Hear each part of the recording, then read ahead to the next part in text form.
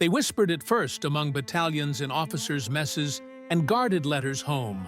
Long before the Allied bombs fell upon Dresden, and years before Hitler's pistol echoed in the bunker beneath Berlin, some of Germany's most capable generals already knew. The war could not be won. It did not happen in one moment of realization. The understanding crept in slowly, first as worry, then as doubt, and finally as grim certainty. The men who had once shined in the aura of invincibility began to see the gap behind their victories. They would still obey, still command, still fight, but they would do so knowing that the end was written long before the curtain fell. In the early summer of 1941, the Wehrmacht stood at its peak. In less than 2 years, the armies of Hitler's Germany had conquered Poland, Norway, France, the Low Countries, and much of the Balkans. The generals who had spent the interwar years holding resentment and limits now felt justified. Their doctrines had worked. The world shook before their precision and speed. When Operation Barbarossa began on June 22nd, they believed they were seeing the peak of German military skill. Columns of panzer tanks roared across the endless plains of the Soviet Union.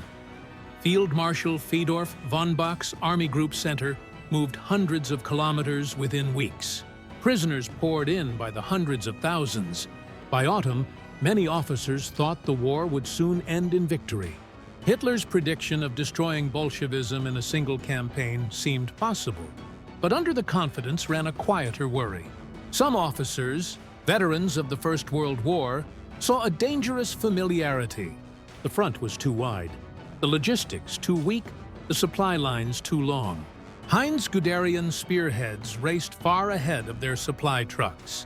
Motorized divisions were stuck for lack of fuel. Infantry followed days behind.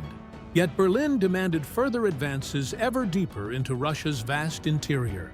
By November 1941, as the first snow fell on exhausted troops, that worry hardened into dread. The Soviet Union had not fallen. New divisions appeared from the east. The Red Army, bloodied but unbroken, counterattacked outside Moscow. Temperatures dropped below freezing, equipment failed, and the invincible Wehrmacht stalled for the first time. That winter in field headquarters and forward dugouts, the first serious doubts began to grow. Officers who had believed in a short, decisive war now faced the same slow attrition they had once promised to avoid. Logistics were broken, reserves emptied, morale fragile.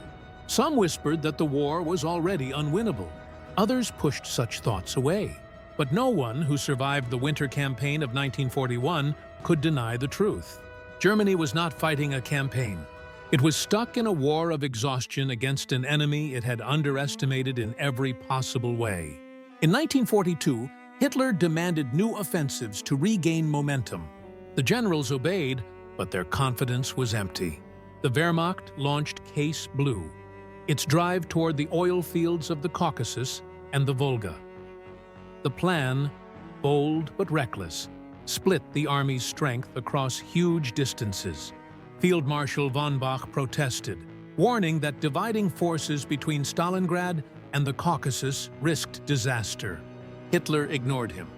"You always see black clouds," he snapped. Von Bock was removed from command. As the panzers moved south, many officers knew the campaign's logic was fatally wrong. The distances were huge, the supply lines too long, and the Red Army, unlike Hitler's delusions, was learning. By autumn, German forces were stuck in street fighting in Stalingrad. Reports from the front painted a desperate picture. The Soviets had no plan to give up. When the encirclement came in November, it shocked Berlin, but not the officers who had seen the warning signs. For the first time, a whole German field army was surrounded and doomed. Inside the frozen city, General Friedrich Paulus kept radio contact with Hitler, asking for permission to try a breakout. None came. The Sixth Army died where it stood. The psychological effect was crushing. Stalingrad broke the myth of being unbeatable. Officers who had once laughed at defeat now faced it in its purest form. The unspoken questions spread like a sickness. If this could happen to the finest army Germany had ever built, what hope was left? The spring of 1943 brought no real recovery, only the illusion of one. The Wehrmacht prepared a massive counteroffensive at Kursk, meant to restore balance on the Eastern Front. Many generals secretly doubted the plan. Intelligence reports showed the Soviets were very well defended. The element of surprise was gone. Yet Hitler insisted on attacking. Kursk was the last big German gamble of the war, and its failure decided the outcome. The Red Army's defenses held strong. German tanks were destroyed. When the attack failed, there would be no more major wins. The generals now fought a retreating war. They could not win. After Kursk, even the most loyal officers began to see the inevitable. Hitler still shouted about miracle weapons and the unbeatable will of the German soldier. But the men who led those soldiers could read the maps. They saw the Red Army moving steadily west, and they knew the Allies would soon attack in the west. For the first time, many realized that the war would not end with victory or peace. It would end with destruction. By the end of 1943, the mood inside the officer corps had changed completely. The arrogance of 1940 had been replaced by quiet acceptance. German industry could no longer replace losses. Allied bombers controlled the skies. The U-boat fleet was being destroyed in the Atlantic. Generals who had once preached blind loyalty to Hitler began to speak in careful tones about saving what they could. Some officers started thinking the unthinkable, removing Hitler himself. The idea had come up before during crises, but now it gained support even among high-ranking staff officers. Men like Klaus von Stauffenberg, Henning von Treschow, and Ludwig Beck were not just idealists upset by Nazi crimes. They were professional soldiers who had decided that Hitler was leading Germany to destruction. To kill him, they thought, was not treason. It was saving the country. Yet these thoughts were still very dangerous. The Gestapo was everywhere. Talking against Hitler, even in private, could mean death. For most, it was easier to stay silent, to tell themselves that maybe the tide might still turn. Some hoped in new weapons, others in a split between the Western Allies and the Soviets. But under every excuse lay the same hidden truth. The war was lost. In 1944, that truth became undeniable. On June 6th, Allied armies attacked the beaches of Normandy. Within days, it was clear that the Western Front could not be held forever. German forces were stretched too thin, short of fuel, and slowed by Hitler's micromanagement. The generals who had once been proud of maneuver warfare were now forced to follow suicidal orders given from a map room hundreds of kilometers away. Field Marshal Owen Rommel, leading Army Group B, saw the situation clearly. Touring the front lines, he told his staff that the war was hopeless. "The enemy's equipment and supplies are overwhelming," he said. "Every day we continue this war is a crime." Rommel quietly urged Hitler to make peace with the Western Allies. But Hitler's answer was anger. When the July 20th plot to kill him failed, Rommel was accused. Faced with the choice between trial and death, he chose death. Other generals faced similar fates. Gunther von Kluge, commanding in the West, also came under suspicion after the failed plot. Called to Berlin, he swallowed poison on the way. Many others were executed immediately. The officer corps was destroyed by its own despair. The failure of the July plot had a chilling effect. Any hopes of internal reform or military rescue were gone. The surviving generals understood that the regime would destroy itself and them with it. Still, they kept fighting partly out of duty, partly out of fear. By early 1945, Germany was collapsing on all fronts. The Red Army was moving through East Prussia and Silesia. The Western Allies were crossing the Rhine. The country lay in ruins, and yet Hitler kept giving impossible orders. Cities were to be held to the last man. Armies that no longer existed were to counterattack. Civilians were to be drafted into a Volkssturm. Many generals no longer obeyed. They faked reports, ignored orders, or quietly surrendered their commands. Others held on to the fantasy that the Western Allies might turn against the Soviets and join Germany in a final defensive crusade. But such hopes were illusions born of desperation. In April, as the Soviets closed in on Berlin, the last remains of discipline fell apart. Hitler yelled at his generals, accusing them of betrayal and cowardice.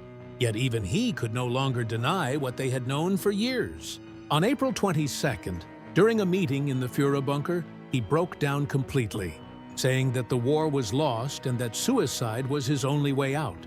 For the generals, the moment brought no relief. They had lived through the collapse of everything they once believed in: honor, discipline, and the myth of German superiority. Some, like General Waltewank, tried to help civilians fleeing the Soviets. Others just waited to be captured. A few, like Wilhelm Keitel and Alfred Jodl, stayed loyal to the end, signing the unconditional surrender that marked the final humiliation of the regime they had once served so faithfully. Looking back, one might wonder how men so smart, so experienced, could have fooled themselves for so long. The answer is partly ideology, partly pride, and partly fear. Many of Hitler's generals shared his dislike for democracy and his hatred of communism. They believed that no matter his flaws, Hitler had restored Germany's honor and rebuilt its army. To admit defeat was to admit that everything they had fought for since 1933, and indeed since 1918, had been a lie. Others were trapped by circumstances. The Wehrmacht was not one unit. It was a huge organization held together by loyalty, habit, and hierarchy. To rebel against Hitler was to betray not just a leader, but a whole system of obedience that defined a soldier's identity. When the first signs of defeat appeared, most officers chose denial over defiance. When defeat became clear, they lacked the moral courage to act. Yet there were exceptions. Men like Stauffenberg, Beck, and Tresco risked everything to stop the madness. Their failure decided Germany's fate. After July 1944, the war became an exercise in futility. A slow collapse moved forward because of inertia and terror. Millions more would die before the final surrender. When the guns finally went silent in May 1945, the reckoning began. In Allied interrogation rooms and post-war memoirs, the generals spoke freely at last. They blamed Hitler, the SS, the party, anyone but themselves.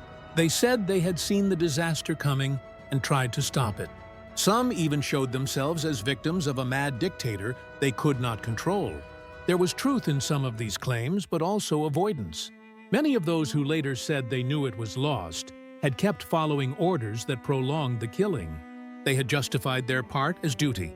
The tragedy of Germany's generals was not just that they saw defeat too late. It was that, even when they did not have the will to stop it. From the frozen steppes of Russia to the rubble of Berlin, the proof of failure was clear. By 1943, the war was strategically lost. By 1944, militarily hopeless. By 1945, morally broken. But long before the final surrender, in the quiet moments between battles, many of Hitler's generals had already given up in their hearts. They could see what he could not, that Germany's fate was decided not in the ruins of Berlin, but in the arrogance of 1941, when they mistook lightning war for unlimited power and conquest for safety. The tragedy of the Wehrmacht was that it kept fighting long after it knew it had lost. And in doing so, it made sure that defeat would not only destroy Hitler, but the nation he had promised to make eternal. That is how defeat really happened. Not in a single big moment, but as a slow understanding that spread through the very men who had once believed they controlled destiny itself. When Hitler's generals realized they had lost, there was no announcement, no declaration, only silence, disbelief, and the slow, unavoidable collapse of faith. They had risked everything on victory. When it failed them, there was nothing left to believe.